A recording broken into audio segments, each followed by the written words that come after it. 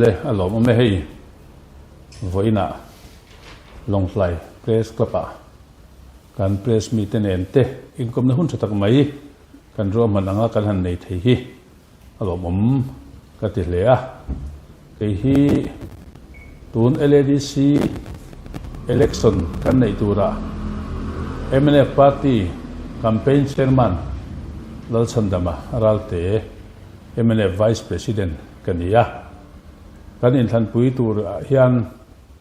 hun poi mo tak kan man chawa kan press meet te thule la kan ram chunga puang tu te ne na inkom na nei le kan party na kan ngai poi mo te soi the na hun rem chang nei hi kan party chuan kan ngai poi mo a chu tiang tura ta na kan som na te in ngai poi mo a hun tha kan nei hi lom atia lom thu ka soi ni press statement te kan siama kan pe to tho chewa avai vai khan ka chiat suak don lova nakina kan press statement te kha chu atu langin in lo en mayanga ka ngai poi mo zual point pani pathum hi ka soyanga hi ka soi tu kan je sa vek tho ania amaro chu nangma ni point ina in lo ena in lo ti chwa tu thoba kan be se rualin zo na te tu lang zok a om tam theina turatana chulai chu kan hun zon chun siam kan du dewani tun tum kan in than pui nei tura hian pathian le me pui te zara MNF party hian ma niya sorkarna nei ngei in be se rian tak kan neya tuna biar sang kan din munte han en po hian malam kan pana mi puite du sakna kan dong ne khian te po kan neya chu kan lom na ania in than na fel fai thiang lim a om theile tur le lairam politics support chin che tlak a om kan du tak chetani chumi kal konga chuan MNF party in kan ngai poimo kan manifesto political tia pathumna kan da kha ama saberin han soi kadua chumi a chuan MP ate MLA ate hi chuan anti defection law man ani thina tur kan sarkar kalai chawa khan kan chairman khan anti defection law a hi man thei niam ti an en chin khan duang khan kan lo mang lei thei lova chu kan manifesto political pathumna khan duwa MDC thantlin party danga in le khapna nei turin ma lak aniang ti kan dani hi kan ngai poimo em live fate zoram puma mi ten namro pui tak min nui na min musit na theng thei kan thantlin MDC ten thantlin an ni na an party phatsana mani samim ti puada turatana angkal kual hi MNF party chuan apoi kan tia kan ngai poi mo khop maya MNF party thuneina kan do changani chuan chumi ti bo ani theina tu chuan 6 schedule noya om ania parliament act ati ngai ni ti po kan hria am mai ro chu akong nai zo rem chang zo kan ro rel na ina helaya kan pass pi lama hian governor special power bang hian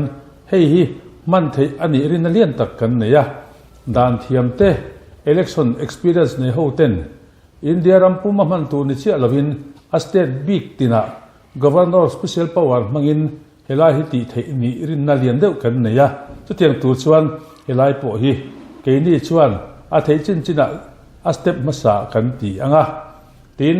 India rampum anga dan siam ngai ani po in chumikal konga kan thei patopin hi mala kan tum kan ram kan nam masona turte kan council thang moi lo lutuk mai te nam anga kan thalai te kan NGO te kan mi pui te po ina kan lung ti nur tu kan mai mok min siam sak tu hi ti bo ani ngei hi MNF ten kan du le kan ngai poimo political a po kan da ani adot le chon kan ngai poimo le em chu anam bar kha chu engpo ni se manifesto a tho khan political a tho panina khan kan da FCAA Forest Conservation Amendment Act sangni somni le pathum hi Mizoram kan sarkarin an adopta ka hian MNF party chon kan do na sa leti in sia chu theyang tokin adona po kan kalpui zel don hei hi kan ram kan namkal zel turata abik takin 6 schedule nuaya autonomous district council 10 kan ram kan thingle mawa kan thunai na zongzong minron chu sakna kan za omna min ti chet sakna ani ti kan sia arampum ang pialama abik takin LADC huang chunga pheichuan bol tin poina kan dulo kan douda la khani hei hi sut le ani theina turatan council sarkarna kan lak na atanga state level thangin a thei anga FCAA douda la hi kan ram kan nam za omna te autonomous district council kan ni anga kan thuneina min chu sak tuma ZPM sarkarin an malakna India sarkar ne kan ram thuneina an peringo ta hi kan na takin kan do dal don ti hi kan soi le du ni apathum na chuan ZPM sarkar kan thon lai mek hian lai fa te min mu dan hi kan thilunga MNF party chuan adik tok lovin kan sia he sarkar hian sarkar kal to zong tena anti ngai lo thilti an nei a oma ram ro rel na insang ber state assembly ya kan IO kan khantin te jinga chang hian undivided Chimtipui district huang chunga chang hian minister emo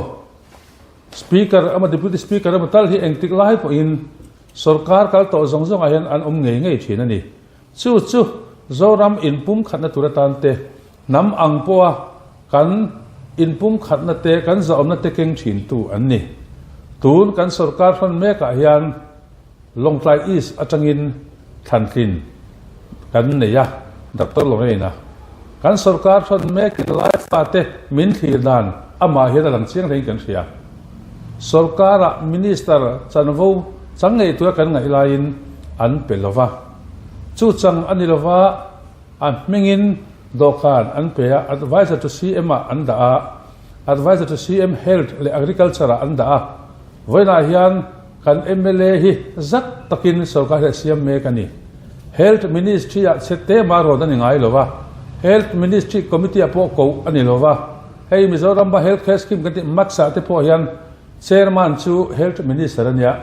vice chairman chu advisor to CM health di om tak hi advisor to CM finance ani dai chu changani lo agriculture ministry apo akhoya ma hian kan advisor to CM agriculture kan bill to MLA hi anda lo ani chu chuat enge entir amma mimal anza lo na pialama lai nam anza lova chu bang chon he sarkar hi keini LADC huam chunga mi te tan chuan komset trul kan nam kan kal zel turatan te kan za omna minti dal tu anni ti hi kan ngai dan ani ya party danga candidate set chung changa an ron lo le thil tani chu a political a party thila ngai taila hun danga traditional kan nei thin an ti reng lo hi adik lo kan ti tak zet ani chu lo le chuan kan ngai poimo le em chu kan state sarkar hian kan council in en kol na konga thune na sum le pa ya an neya sum le pai hun engam chen min pe thado lo min siama voinia a tu dang huna in than dona tlem chu an ron pe mek heng na thok lo po min pe du lo tu te hi voine hian kan kom ser atul kan ti kan sarkar om ve chun democracy institution poimo ta local body poimo ta ka zana chetema nei lova an sumle pai chan vo tur po an pe du lova chumi ina angong thok tu chung ko mi chung ko tam takte voinia sumle pai har sada an neya an bengalon rul lei thei lo te chen om dora te an baten chuna na za om tak thok tu te din mun sheoma an siama hi she om kan tia hei hi kan dema MNF เตคอนเกรสที่พวกกันเราสรการต่อทินเฮงอังเอ็มยัน LADC สรการอันสบง่ายโลช่วยผ่านส่วนให้ฮีอาชากันติลว่าประเทศในปุยซาระคาวสิลากันสรการเตอดตาเรโลเตเฮนสเตตกันสรการเลยไม่โดนช่วงอังหุนอาชวนให้เตียงอังทิลฮีกันติเวงไอโดนหรือว่าที่อังโตกินคาวสิลสรการถกตูเตเลคาวสิลเตดูสักซงะกัลเซลกันตุมอันนี้อดเลชวนกันไงปุยโมเอ็มอาจูให้ปอยสังอมจีงะคันหันสวยโลเทโลอาอมขันตียสามนี่เละสมนี่LADC จะเล็กส่วนกันในอาคาร MNF เตที่สมนี่ปังอาที่สมนี่มีปุยเต้นมินเปนี่